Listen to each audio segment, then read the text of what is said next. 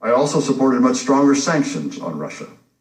I was pleased when the Trump administration provided Javelin anti-tank missiles and enacted stronger sanctions.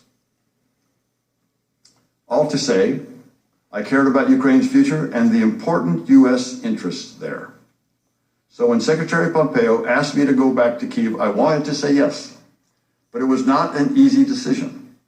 The former ambassador, Masha Ivanovich, has been treated poorly, caught in a web of political machinations both in Kyiv and in Washington. I feared that those problems were still present.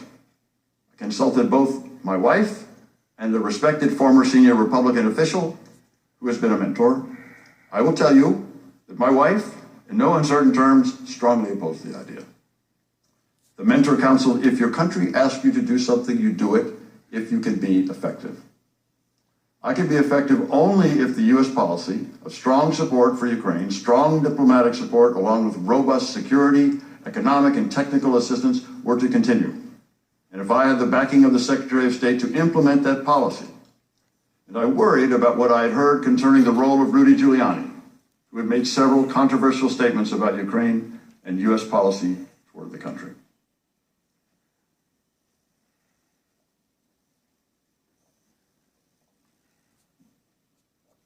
So during my meeting with Secretary Pompeo on May 28th, I made clear to him and the others present that if U.S. policy toward Ukraine changed, he would not want me posted there, and I could not stay.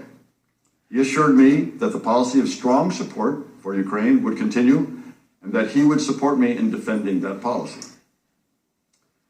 With that understanding, I agreed to go back to Kyiv. Because I was appointed by the Secretary but not reconfirmed by the Senate, my official position was chargé d'affaires ad interim. In effect, I was the acting ambassador to Ukraine. I returned to Kyiv on June 17th, carrying the original copy of a letter President Trump signed the day after I met with the Secretary. In that letter, President Trump congratulated President Zelensky on his election victory and invited him to a meeting in the Oval Office. Once I arrived in Kyiv, I discovered a weird combination of encouraging, confusing, and ultimately alarming circumstances. First, the encouraging. President Zelensky was reforming Ukraine in a hurry. He appointed reformist ministers and supported long-stalled anti-corruption legislation. He took quick executive action, including opening Ukraine's high anti-corruption court. With a new parliamentary majority stemming from snap elections, President Zelensky changed the Ukrainian constitution to remove absolute immunity from Rada deputies, the source of raw corruption for 2 decades. The excitement in Kyiv was palpable. This time could be different, a new Ukraine finally breaking from its corrupt post-Soviet past. And yet, I found a confusing and unusual arrangement for making U.S. policy toward Ukraine. There appeared to be 2 channels of U.S. policymaking and implementation, one regular and one highly irregular. As the acting ambassador, I had authority over the regular, formal diplomatic processes, including the bulk of the U.S. effort to support Ukraine against Russian invasion and to help it defeat corruption. My colleague, Deputy Assistant Secretary of State George Kent, and our colleagues at the National Security Council were my main points of contact in Washington in this regular channel. This channel is formally responsible for formulating and overseeing the implementation of U.S. foreign policy with respect to Ukraine, a policy that has consistently enjoyed strong bipartisan support, both in Congress and in all administrations since Ukraine's independence from Russia in 1991. At the same time, however, I encountered an irregular, informal channel of U.S. policymaking with respect to Ukraine, unaccountable to Congress, a channel that included then Special Envoy Kurt Volker, U.S. Ambassador to the European Union Gordon Sondland, Secretary of Energy Rick Perry, White House Chief of Staff Mick Mulvaney, and, as I subsequently learned, Mr. Giuliani. I was clearly in the regular channel, but I was also in the irregular one to the extent that Ambassadors Volker and Sondland, including me in certain conversations. Although this irregular channel was well connected in Washington, it operated mostly outside of official State Department channels. The irregular channel began when Ambassador Volker Ambassador Sondland, Secretary Perry, and Senator Ron Johnson briefed President Trump on May 23rd upon their return from President Zelensky's inauguration. The delegation was as enthusiastic as I would soon become about the new Ukrainian president and urged President Trump to meet with him early on to cement the U.S.-Ukraine relationship. But from what I understood from the participants, President Trump did not share their enthusiasm for a meeting with President Zelensky. When I arrived in Kyiv, the actions of both the regular and the irregular channels of foreign policy appeared to serve the same goal, a strong U.S.-Ukraine partnership. But it became clear to me by August that the channels had diverged in their objectives. As this occurred, I became increasingly concerned.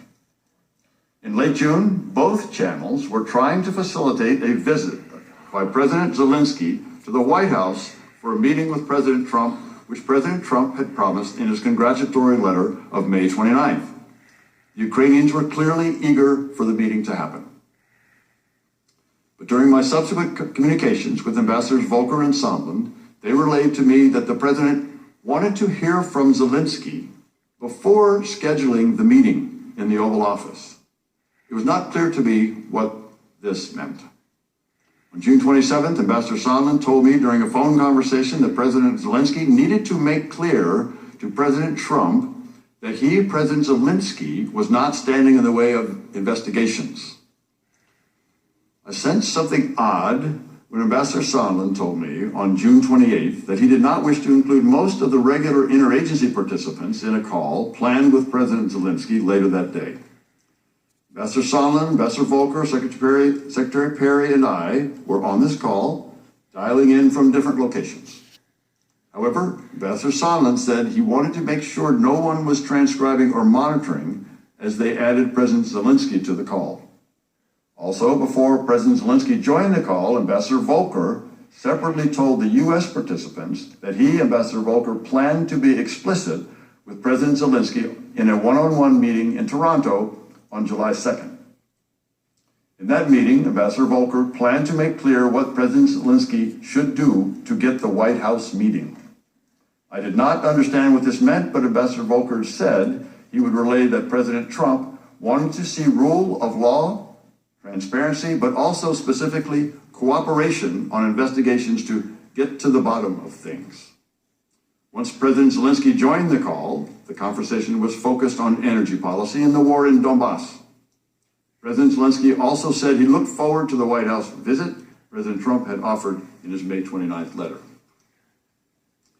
By mid-July, it was becoming clear to me that the meeting President Zelensky wanted was conditioned on the investigations of Burisma and alleged Ukrainian interference in the 2016 U.S. elections. It was also clear that this condition was driven by the irregular policy channel I had come to understand was guided by Mr. Giuliani. In a regular NSC secure video conference call on July 18th, I heard a staff person from the Office of Management and Budget say that there was a hold on security assistance to Ukraine, but could not say why. Toward the end of an otherwise normal meeting, a voice on the call, the person was off screen, said that she was from OMB and her boss had instructed her not to approve any additional spending on security assistance for Ukraine until further notice. I and others sat in astonishment. Ukrainians were fighting Russians and counted on not only the training and weapons, but also the assurance of U.S. support. All that the OMB staff person said was that the directive had come from the president to the chief of staff to OMB. In an instant, I realized that one of the key pillars of our strong support for Ukraine was threatened. The irregular policy channel was running contrary to the goals of long-standing U.S. policy. There followed a series of NSC-led interagency meetings, starting at the staff level and quickly reaching the level of cabinet secretaries. At every meeting, the unanimous conclusion was that the security assistance should be resumed, the hold lifted. At one point, the Defense Department was asked to perform an analysis of the effectiveness of the assistance. Within a day, the Defense Department came back with the determination that the assistance was effective and should be resumed. My understanding was that the Secretaries of Defense and State, the CIA Director, and the National Security Advisor sought a joint meeting with the President to convince him to release the hold, but such a meeting was hard to schedule, and the hold lasted well into September. On July 9th, in a phone call with then Senior Director for European and Russian Affairs Fiona Hill and Director of European Affairs Lieutenant Colonel Alex Vindman at the NSC, they tried to assure me that they were not aware of any official change in U.S. policy towards Ukraine, OMB's announcement notwithstanding. They did confirm that the hold on security assistance for Ukraine came from Chief of Staff Mick Mulvaney, who maintained a skeptical view of Ukraine. In the same July 19th phone call, they gave me an account of a July 10th meeting with Ukrainian and American officials at the White House. They told me that partway through the meeting, Ambassador Sondland had connected investigations with an Oval Office meeting for President Zelensky, which so irritated then National Security Advisor John Bolton that he abruptly ended the meeting, telling Dr. Hill and Lieutenant Colonel Vindman that they should have nothing to do with domestic politics. He also directed Dr. Hill to brief the lawyers. Dr. Hill said that Ambassador Bolton referred to this deal as a drug deal after the July 10th meeting. Ambassador Bolton opposed a call between President Zelensky and President Trump out of concern that it would be a disaster. Needless to say, the Ukrainians in the meetings were confused.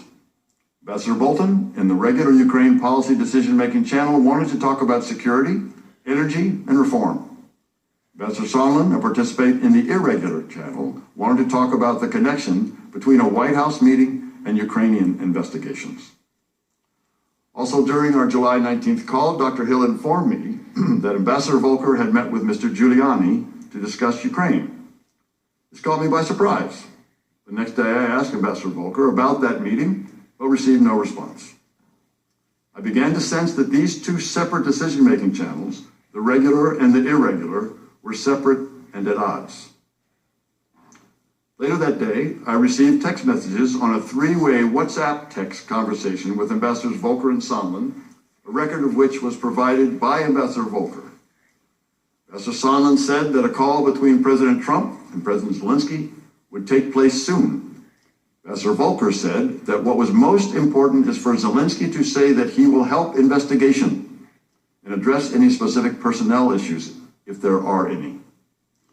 On the next day, July 20th, I had a phone conversation with Ambassador Sondland while he was on a train from Paris to London. Ambassador Sondland told me that he had recommended to President Zelensky that he use the phrase, "I will leave no stone unturned," with regard to investigations when President Zelensky spoke with President Trump.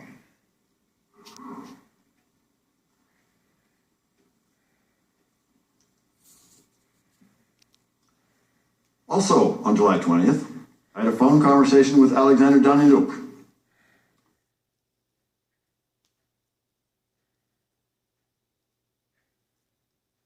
Be used as an instrument in a U.S. re-election campaign.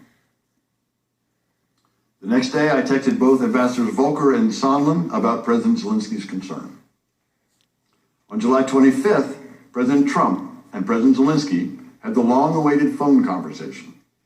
Even though I was acting ambassador and was scheduled to meet with President Zelensky along with Ambassador Volker the following day, I received no readout of the call from the White House. The Ukrainian government issued a short, cryptic summary. During a previously planned July 26 meeting, President Zelensky told Ambassador Volker and me that he was happy with the call, but did not elaborate. President Zelensky then asked about the face-to-face meeting in the Oval Office as promised in the May 29th letter from President Trump. We could give him no firm answer. After our meeting with President Zelensky, Ambassador Volker and I traveled to the front line in northern Donbass to receive a briefing from the commander of forces on the line of contact.